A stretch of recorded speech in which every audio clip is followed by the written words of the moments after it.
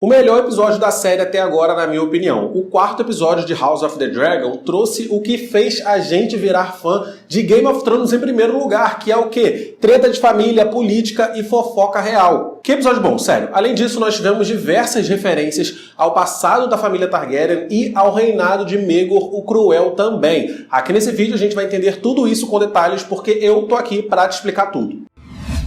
Fala galera, aqui é o Matheus Mendes, sejam muito bem-vindos a mais um vídeo aqui do canal, mais um vídeo pra gente falar de House of the Dragon. Toda semana aqui no canal, logo que sai o episódio, tem aqui a minha análise comentando o episódio da semana e depois eu posto mais um vídeo ajudando a aprofundar algum conceito específico do episódio. Portanto, se você tá acompanhando a série, tá gostando da série, tá gostando do meu conteúdo aqui, se inscreve no canal, pô, não deixa pra depois não. Se inscreve aí, ativa o sino de notificações, que é pra você já saber na hora que eu mandar o vídeo, você, opa, Matheus mandou um vídeo novo, você já vem e corre pra assistir. E se você quiser me dar uma força ainda maior, você pode me seguir no Instagram também, que é para acompanhar o conteúdo que eu levo para lá. E como sempre, nós começamos aqui o vídeo falando da abertura. E houve mais uma mudança sutil na abertura se a gente comparar com a abertura do episódio 3. Lá no episódio 3, nesse frame da abertura que mostra a Alicent e o Otto Hightower, mão do rei, termina dessa forma. O sangue do Viserys se conecta com essa estrutura aí que representa a Alicent, e aí o sangue escorre mais do que tinha escorrido no episódio passado. E esse sangue aqui é o sangue que representa os filhos de Alicent com Viserys. No próximo episódio, essa abertura deve mudar novamente, porque esse sangue que escorreu aí deve se dividir em dois, né? Porque vimos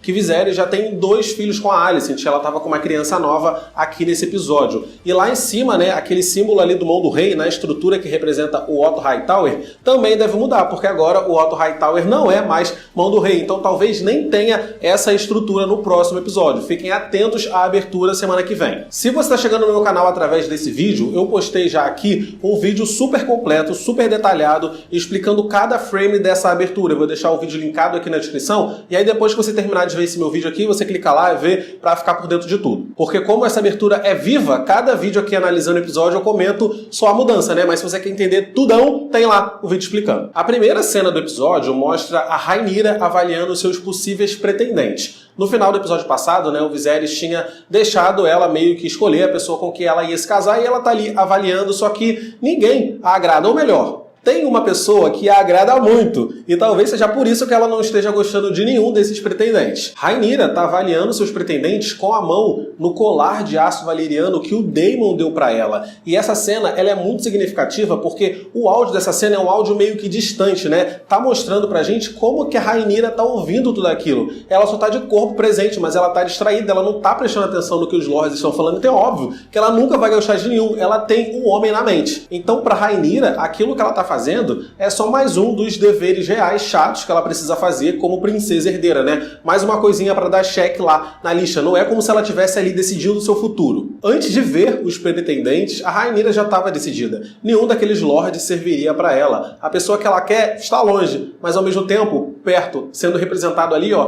pelo colar que ela segura. E ela dá tão pouca importância àquela cerimônia ali que teoricamente estaria para decidir o futuro dela, que ela até brinca, ela faz piada, ela tá procurando formas de se distrair. Tipo quando você tá numa aula muito chata, que você tem que estar na aula porque o professor cobra a presença e você fica tipo viajando, conversando com um amigo, procurando alguma coisa para passar o tempo. É o que a Rhaenyra tá fazendo. A sede da casa Targaryen fica em Pedra do Dragão, que é essa ilha aí, como vocês podem ver no mapa, é razoavelmente perto de Porto Real. Já a sede da casa Dondarrion, né, que é lá daquele Lorde Dondarrion, fica bem ao sul de Porto Real, fica ali nas Terras da Tempestade, próximo ao Caminho do Espinhaço, que é esse passo aí, né, que conecta as Terras da Tempestade com Dorne, com o povo dornês. E é por isso que ele está reforçando ali que o castelo dele é impenetrável contra qualquer ataque dornês. Vale lembrar que nessa época Dorne ainda não foi conquistado. Viserys, né, e os reis anteriores a ele se intitularam Reis dos 7 Reinos, só que Dorne ainda não faz parte dos 7 Reinos. Dorne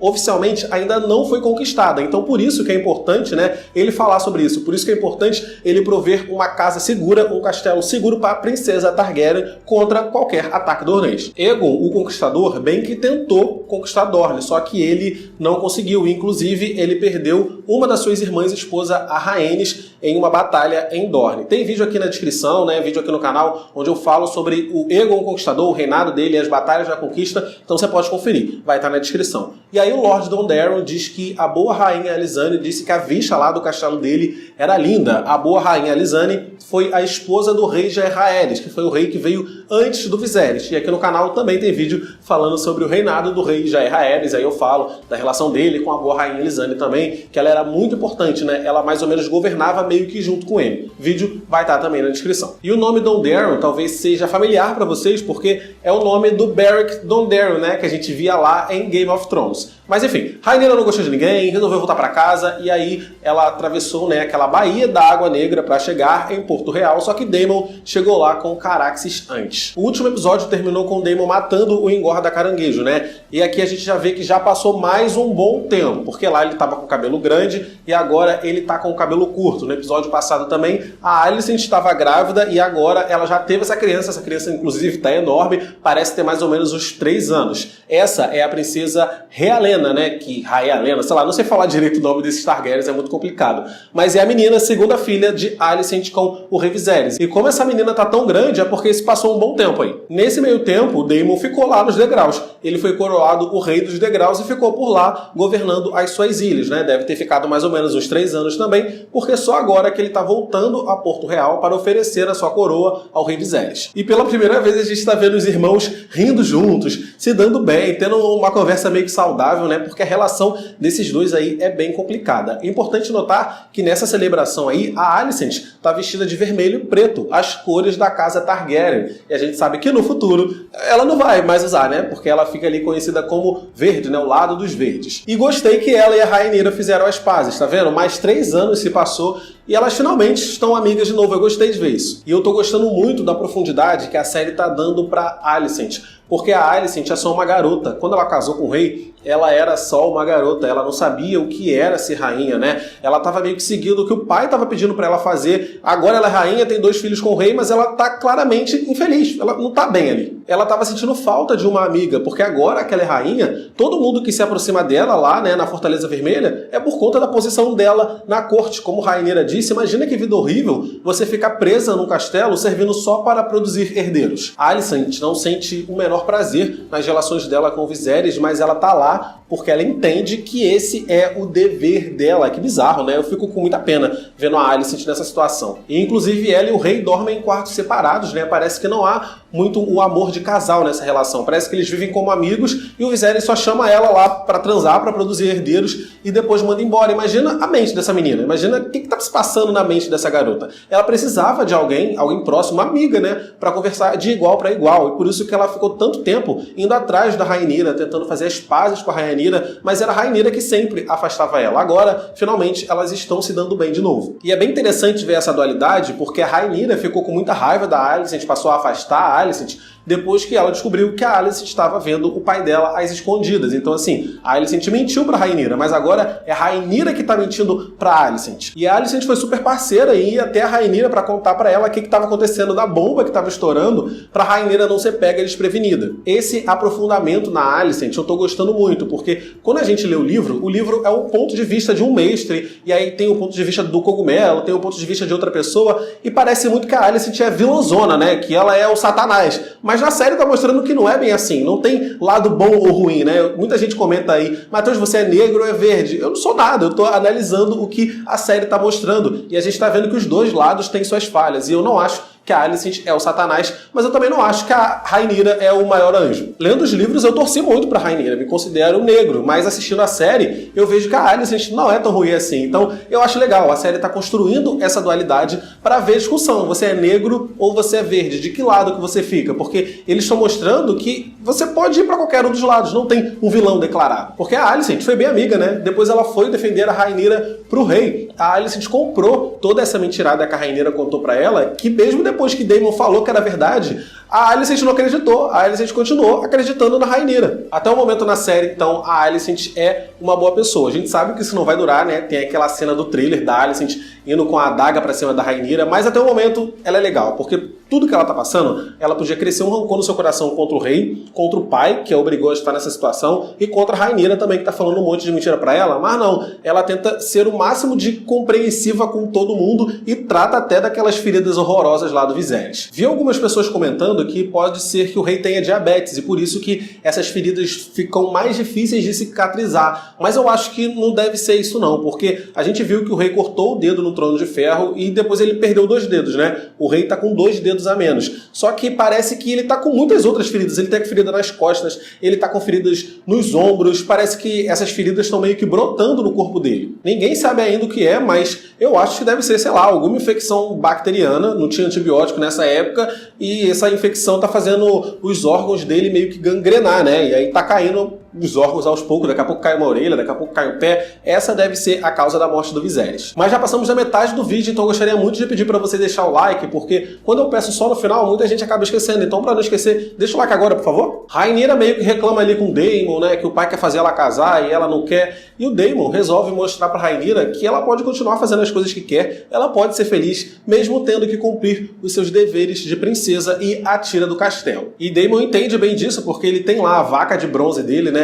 que é como ele chama a sua esposa, mas isso não impede ele de procurar felicidade e prazer de outras formas. Aliás, eu vou postar um vídeo mais tarde aqui no canal focado no Daemon, né? Vou falar especificamente dele, porque foi tão fácil dele vencer lá o Craghas Dreha, por que ele odeia tanto essa vaca de bronze, como que foi o passado dele, então fiquem ligados aqui no canal. A Fortaleza Vermelha tem diversas passagens secretas. Ela ficou concluída no governo do rei Maegor o Cruel, e depois que a Fortaleza Vermelha foi terminada, né, ele matou todo mundo que ajudou a construir ela para que essas pessoas não ficassem falando dos segredos da Fortaleza Vermelha por aí. Então, aquele castelo tem um montão de passagens secretas e o Daemon descobriu que tem uma passagem secreta no quarto da princesa. E através de lá, né, ele deixou um mapinha para ela saiu ali escondida e vestida como um pajem para descobrir como que os plebeus se divertem. Enquanto os nobres fazem aquela palhaçada de caçada real para ficar tentando caçar um cervo branco, todo mundo amarra o cervo pro rei matar, os plebeus se divertem o quê? Bebendo e transando.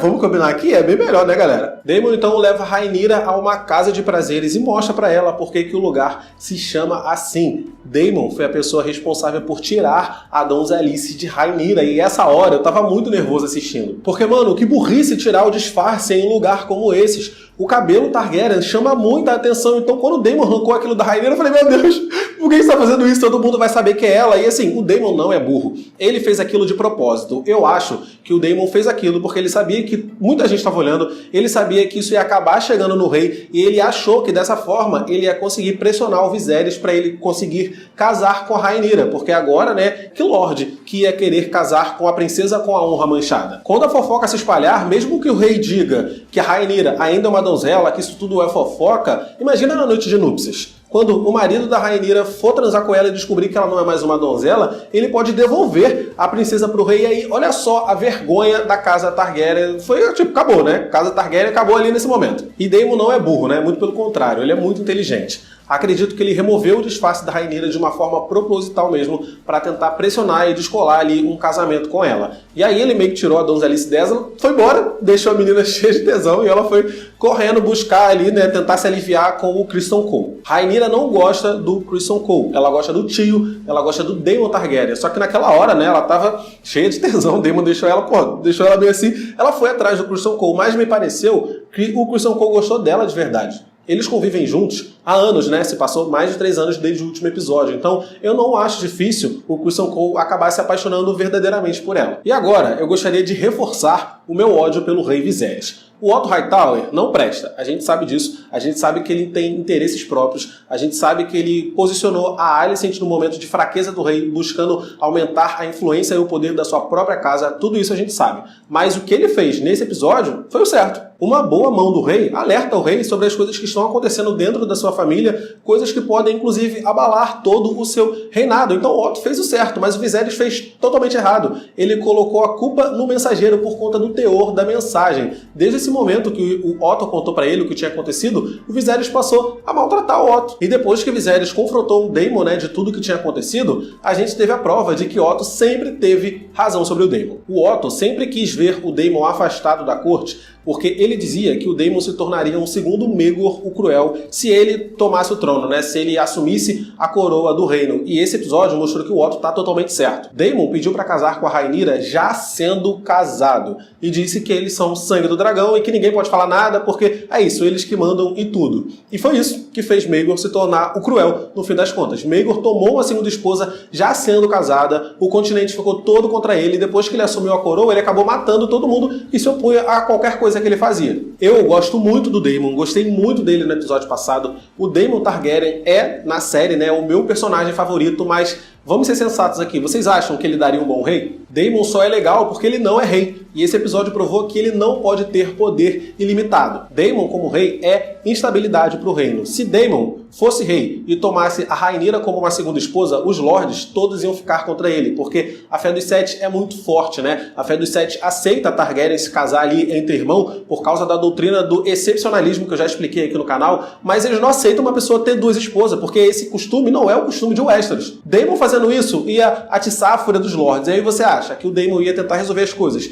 de uma forma pacífica, de uma forma diplomática, ou vocês acham que ele ia levar fogo e sangue a todas as pessoas que se opusassem a ele, igual o Maegor, o Cruel, fez? E por último, vamos falar da profecia que estava inscrita lá naquela adaga. O Viserys falou que essa adaga era de Aegon, o Conquistador, e que antes disso os piromantes lá de Valíria colocaram ali, né, a sua mensagem, a sua canção, e essa canção é a profecia do príncipe que foi prometido. Essa é a profecia que rendeu mais assunto, que todo mundo comentava na época de Game of Thrones, que é a profecia que fala do retorno do Azor Ahai para livrar o mundo da escuridão. Juntando essa informação com a informação que a gente viu no episódio 2, que Viserys falou, né, da profecia que quando os mortos se levantarem tem que ter um Targaryen sentado no trono de ferro, a gente pode concluir que o Azor Ahai tem que ter sangue Targaryen. Lá em Game of Thrones, a Melisandre achava que o Stannis era o Azor Ahai inicialmente, lembra? E essa profecia do Azor Ahai diz que ele é nascido em fumaça e sal, e quando a estrela vermelha sangrar no céu, o Azor Ahai vai empunhar a luminífera contra o grande inimigo. Então, no caso, o que esse episódio está dizendo é que a luminífera é essa adaga, certo? Então quer dizer que a Rhaenyra, que é o Azor Ahai,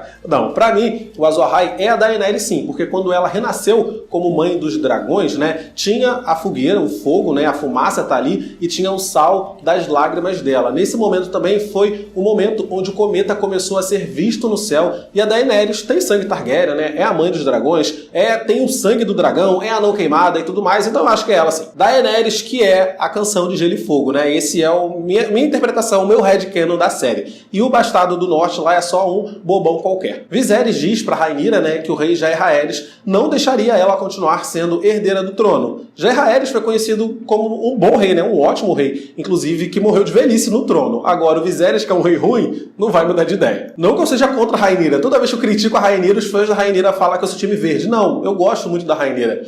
Só que a gente tem que interpretar o que está acontecendo. A realidade dela é aquela, transar fora do casamento, sendo uma princesa herdeira é muito perigoso. Imagina se ela ficar grávida de um bastardo, o escândalo que vai ser. E ela falou muito certo, né, que homens podem ter 1 milhão de bastardos por aí e ninguém vai ligar, e que ela não pode ter porque acaba o mundo. Sim, ela tá certa, o argumento dela tá certo, só que a realidade que eles estão inseridos ali naquele momento é outro, então ela tem que saber ser inteligente, ela tem que saber jogar, né, comer pelas beiradas. Rhaenyra bater de frente com a tradição, né, dar porrada, dar cabeçada na porta, não vai levar ela a lugar nenhum. Ela falou certo, um rei pode ter um bastardo e não vai ter peso nenhum, mas se ela tiver um bastardo vai ter um peso muito diferente. Ela tem que ser esperta, ela tem que lutar como a Cersei lutou lá em Game of Thrones. Ela tem que lutar como a Marjorie lutou lá em Game of Thrones. Elas eram mulheres, elas não gostavam de como as coisas eram, mas elas sabiam que elas estavam inseridas em uma realidade diferente e sabiam jogar com isso. A Rhaenyra não sabe jogar com isso. Bom, para abafar as fofocas que podem começar a surgir aí sobre a donzelice da sua filha, o rei decidiu casar Rhaenyra com Laenor Velaryon, né, a segunda maior casa do reino. Finalmente, Viserys, né, o rei bobão, tendo uma decisão boa. Mas é isso, eu vou ficando por aqui nesse vídeo, espero que vocês tenham gostado. Coloca aqui nos comentários o que você achou, porque pra mim esse foi o melhor episódio da série até agora. Clica nos vídeos que estão aparecendo aqui do lado pra assistir meus vídeos anteriores, compartilha o vídeo com seus amigos,